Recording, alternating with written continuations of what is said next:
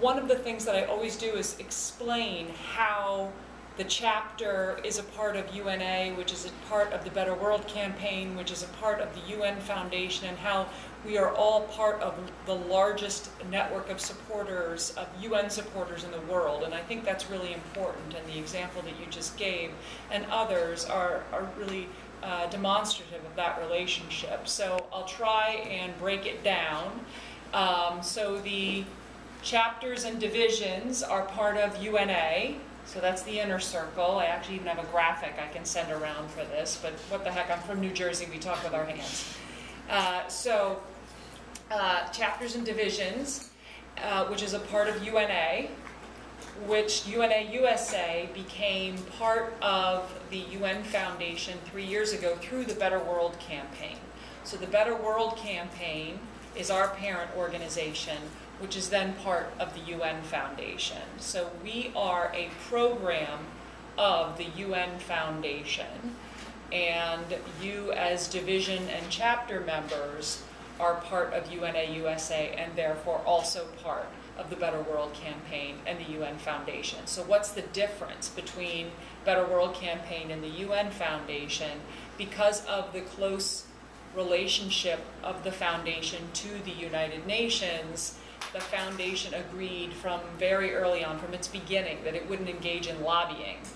But it is important that the organization does lobby and advocate for the work that the UN does around the world, and for strong US support, US leadership in the UN, and for a full payment of our peacekeeping and other dues, our responsibilities there. And so advocacy was always part of the planning for the foundation.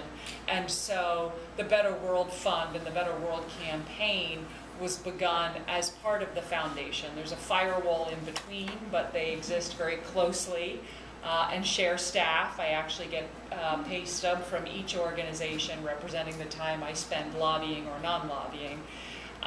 So we are all one big happy family, but those are the different pieces that's in that universe. So hopefully I've made that more clear, and not clear as mud, on how we all fit together under one big roof, if you will.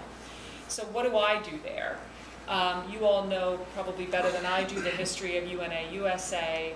I was hired almost 3 years ago, post-merger, between the association and the foundation, to help ensure organizational sustainability. Not just organizational sustainability for UNA-USA, but for all of its chapters and divisions. And so you should think of me as your resource development consultant. That is part of my job, and I invite you all to call me, email me, text, however is convenient for you, to reach out to me at any time and let me know how I can be supportive of the work that you're trying to do. A little bit about my background. I've been in nonprofit organizational management and fundraising for about 20 years. I have been on both sides of the chapter, parent, chapter, national relationship. So I've said, oh, those people at national, and oh, I've been those people at national. So I understand how the us-them works, and one of my goals is to certainly, that divide will always be there. That's the nature of a chapter-based organizational structure, but I want to make sure that we really lower that fence as much as possible, and explore always opportunities for collaboration. So I have worked at very small organizations, as I said, with very, very limited budgets, to some large national organizations. The 6 years prior to joining the foundation, I ran my own consulting business and had a number of clients of all different sizes, from very local, small nonprofit organizations to very global, large nonprofit organizations. And my focus was to how to help them plan and structure themselves so that they could be sustainable.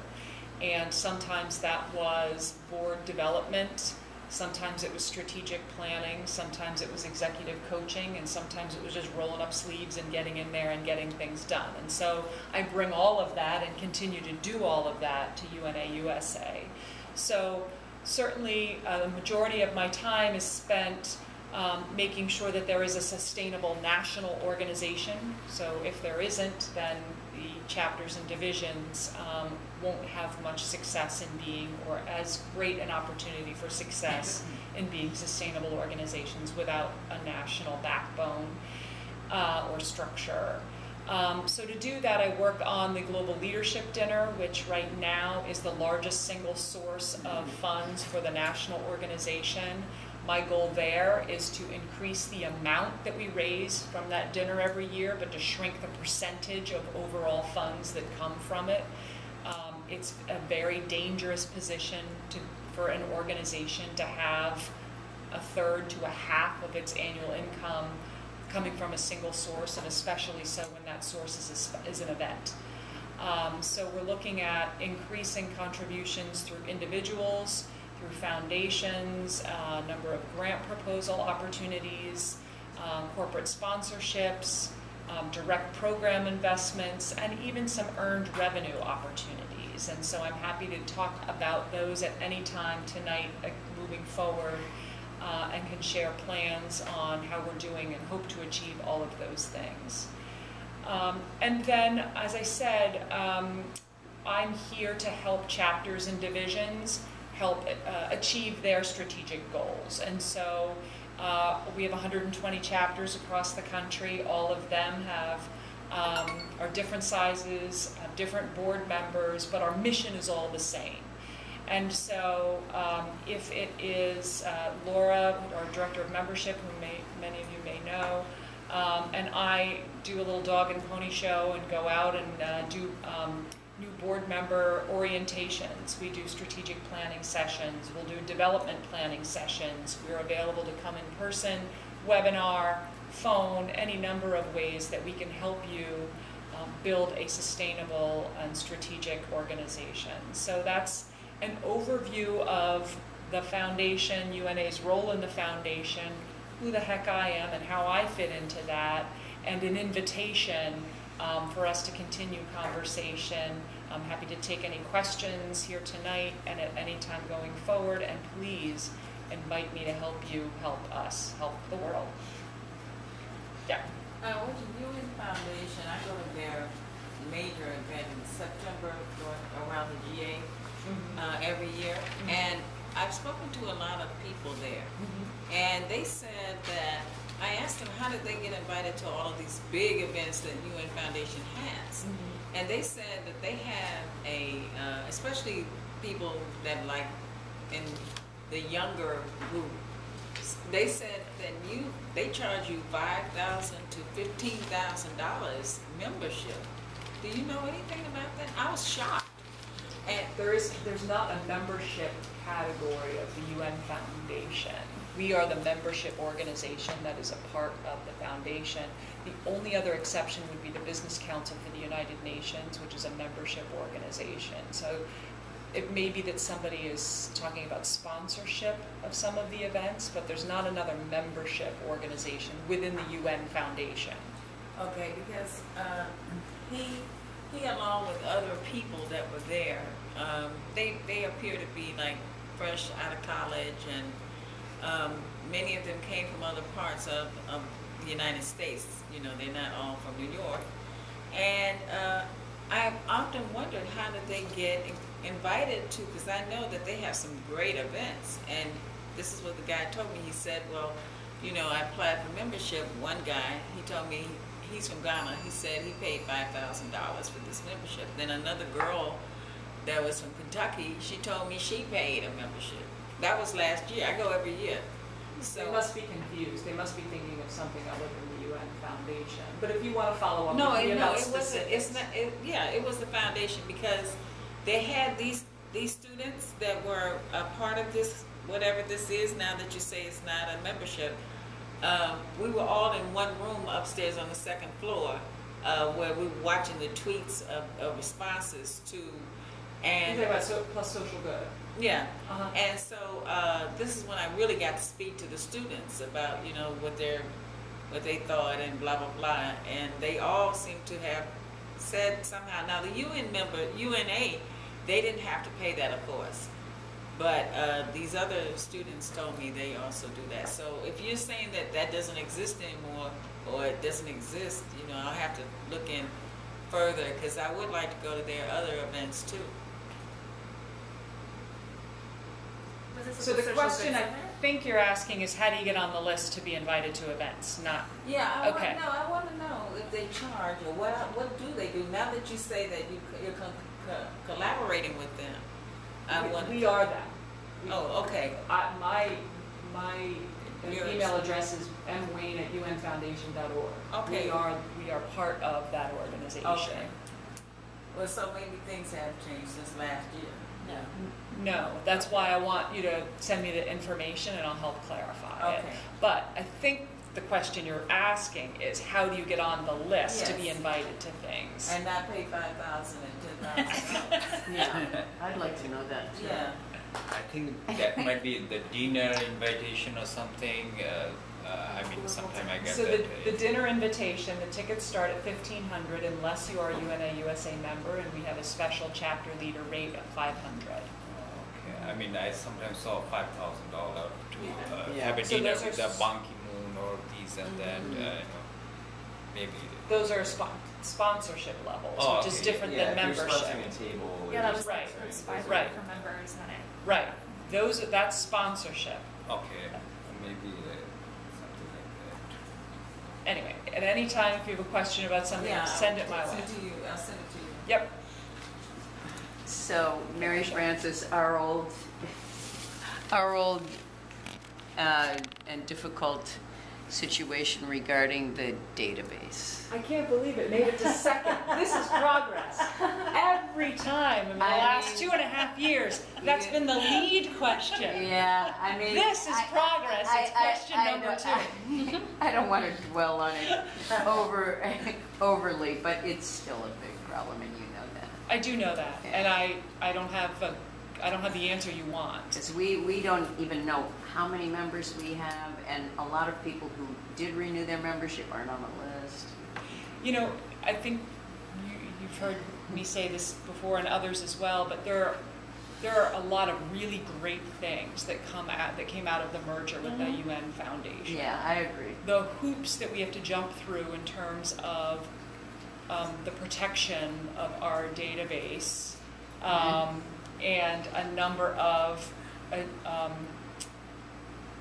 insurance policies that we've put in there, if you will, not literally, but to make sure that we have a clean audit every year is challenging for us, and those challenges wouldn't exist if we were still our own association. But the fact that we are one foundation that has 16 different, if you will, nonprofits underneath one roof, all using the same data tools. Everybody has their own needs of those data.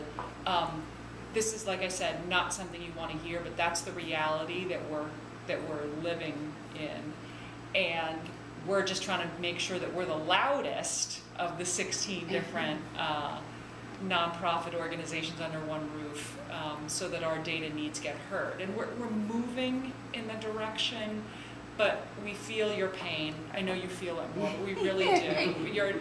She feels my pain. Yeah, we really do. It's not the dream scenario that we want. You know, I am a fundraiser, and I've been one my whole career, and I'm only as effective as my data. So Yeah. What about the What software do you guys use? Sorry. we have a number of different software right now. We've just transitioned to, we use Razor's Edge and Salesforce right now. And you're still using Razor's Edge? We're 'cause still some using of my Razor's people Edge. use it. Some of the foundation is Yeah. transitioned to Salesforce. We're actually in both, which is also less than ideal. But it wouldn't hurt to ask the young professionals, you know, to send an email around to see if they could somehow work together and help her I organization. mean, I worked on a foundation switching from Razor's Edge to Salesforce. It's a lot of work. Yeah, It's a tough. It is, and believe me, there are teams of people working on it. Yeah, it needs a lot of people. I'm not. Unless there's a job there. There could be. I have some good news about membership, and that is that one of the issues that we thought was really a problem with how our membership data inputs were set up was on the membership page of UNA-USA. And what happened there was that the first listing of a place where members could choose was national. And so we had people saying, oh, I guess I want to be a national member. Yeah. Okay. I am happy to say that the word national is now at the bottom of the list. That's a good thing. Well, can't they just say Washington? Yeah. No, that's not what it meant. Oh. It didn't mean that. It Oh. meant a national member, somebody who belonged to Oh, no okay. chapter, no It doesn't division. mean the, No, Not it NCA. didn't mean the The NCA. not No, the it didn't mean that. No, this was be a Oh. national member, which, you know, sounded okay. Well, now that's at the bottom of the list. And the next step is that all those people who were classified national members, who are paying members, they are not student members who are paying nothing, are now going to be apportioned amongst chapters wherever that makes sense. And our division and Northern New Jersey were given the opportunity to beta test this. So we have looked at the numbers. We have, in our case, it was 126 people wow. who fell under New York. And 55 of those will come to the division, with a fair number of those being YP, which I'm very happy about. Others will be apportioned here and there. I think there are 15 that go to the New York chapter, 6 that go to Brooklyn, 1 that goes to the Mid-Hudson. Westchester. I forget the number, but I'll look it up and tell you. No, I think you get a handful, but whatever Okay. makes up That's 126. And then there were perhaps 10 or 12 who were in the middle of the state who did not belong to any chapter conceivably. That, you know, would make sense to be a national member until such time as there is a nearby chapter or division. So I'm very happy about that. That apportioning is starting now. Northern New Jersey, Donna Rosa, who is a member of our board, she's traveling today also. And Donna also looked at this for New Jersey and has recommended apportioning either to the Princeton Trenton chapter or to the Northern New Jersey chapter. And I think is further going to recommend that the Central New Jersey chapter and the Princeton Trenton be merged. So we'll see how that all works out, but it does mean that National is listening to us and this is under their control, so I'm very happy about that.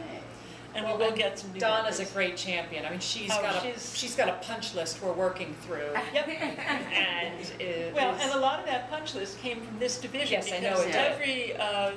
every president of a chapter or the executive director of the New York chapter wrote down, what is your wish list on membership? Yeah, So, yeah. yeah, I think we're all together on this. And Yeah, that's where I think we are. our voices together are larger than our voices separately. So I'm very happy about that, and thank you very much. And I know Laura does a great job. We have no problems at all with our UNA-USA staff. We just need to, you know, say this is what we need. No, and please do. I mean, you've got to make sure that, you know, Yeah.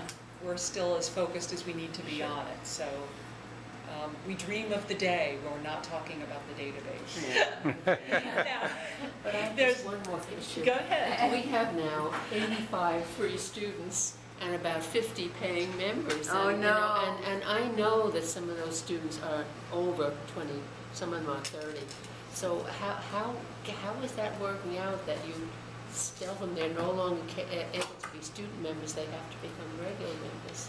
Once they are 22 and no How do longer you a know student, that? You don't know what their age is. we don't, and so we assumed the youngest possible age they could be from a national level, but this is a great opportunity for local national collaboration, so that if you know somebody isn't, then you would invite them to take an introductory membership or something for the first year to ease them in.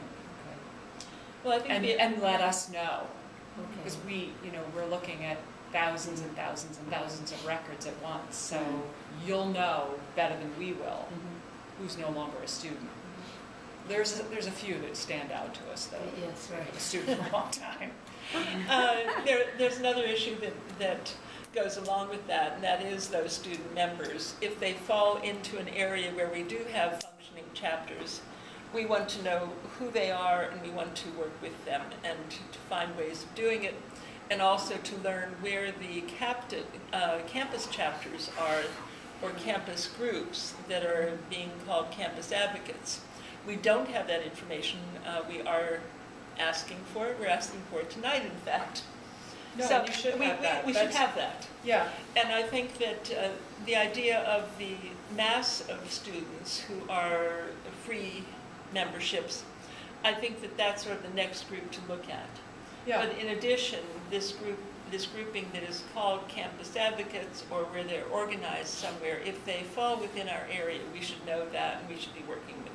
No, absolutely. And I mean, we want members in chapters because they're longer term members, they're more engaged members, and so we absolutely want fewer national members and more chapter members. And so we've got to make these kinds of investments to feed the membership pipeline, but if we're not connecting them back to the chapter, we're doing it at our peril as a national organization, but certainly at the expense of the local organization. So we want you to meet these people and them to meet you and to bring them into the fold. We're going to be doing a few things. It's the Gen UN free student membership is an experiment that we hope works, and it's easily a 3 to 5 year experiment. So now that we've invited them into free membership, our challenge is to transition them into paid membership. So we're looking at a few strategies. In fact, we had a pro bono team from American Express pondering this idea for us, and they came up with some really interesting ideas that we hadn't thought of before, like offering them, as they graduate or about to roll out, the opportunity to grandfather in a $10 introductory membership rate or something like that for a couple of years. So just to get them in the habit of paying for membership. So we're going to be looking at those and other ideas, but we welcome more ideas on that transition period from free to paid, because that's really going to be critical. Can I ask a question about the campus advocates? Okay, so in Westchester we have 2 Model UN teams who always win awards at the National Model UN Conference here in New York. Pace University and Mercy College. Obviously they're really focused on it and they really, support each other and all that. Now, I'm sure they're not part of the campus advocates because they probably don't know anything about it, but they are, quite a few of them signed up to be student members. So I'm just wondering, okay, so what's the next step for getting them involved in this campus advocates? Is there an obligation? What do they need to do? So no, it isn't. It's a way to organize young people where there isn't a structure or isn't a convening reason, to organize them around global issues and introduce the idea of membership in UNA-USA. So if they're already organized and having these conversations... Well, they're organized in the Model UN Club. Got it. They are a Model UN team. Yeah. Got it. But we want to be talking about what's next. Yeah. So the way to continue your engagement is through membership. And so Campus Advocates is a way to do that. And Monica Johnson manages our Campus Advocates program. I'm sure I have her email, but if not, I do. mjohnson@unausa.org. I thought you might. And she can help make that connection and that bridge. Okay. Good. Thank you. Well, I think that we will have you back to talk about fundraising and resource development beyond membership, and this was our first step. And the next time you're in New York that it coincides with the board meeting, I'd like to invite you to do that. Thank you very much. I would love to. Thank you very much for coming. But do call me before then if you need me.